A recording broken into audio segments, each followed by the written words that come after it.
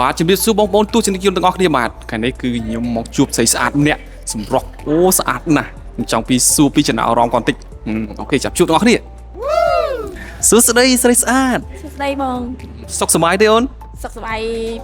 ផ្លូវកាយអត់សុខសប្បាយផ្លូវចិត្តអូដឹងតែប៉ុណ្ណេះគឺដឹងពីចំណាប់អារម្មណ៍យ៉ាងណាអត់ទេអូខេអូនឈ្មោះអីដែរស្រីអូនអាយ៉ាស្រីអូនមានន័យថាក្មេងអាយុ3 4ឆ្នាំក៏អាចហៅណៃអូនបានដែរណាអូខេដោយសារយើងមានរឿងមួយដែលឈ្មោះថាវិវត្តស្នេហ៍បាទអញ្ចឹងមកចង់សួរសំណួរពីចំណាប់អារម្មណ៍ណៃតិចគេឲ្យជ្រើសរើសតែមួយណាអូខេរវាងស្នេហានិងក្តីសម័យតើណៃនឹងជ្រើសយកមួយណាសុំជ្រើសយកក្តីសម័យបងអូជ្រើសយកក្តីសម័យដែរហេតុអ្វីទៅដោយសារក្តីសម័យរបស់ខ្ញុំធំធេងស្នេហាខ្ញុំទុកក្រោយសិនអីយ៉ាចាំដល់ពេលយើងជោគជ័យរឿងភារកិច្ចអីមួយចឹងស្នេហាយើងរើសយកតាមក្រោយបានអូខេមានន័យថាយើងជោគជ័យក្នុងអាជីពរបស់យើងមានលុយច្រើនយើងអាចជ្រើសរើសពីណាក៏បានដែរអូខេណាវាចំណុចល្អដែរបុគ្គលត្រួតអូខេអរគុណច្រើន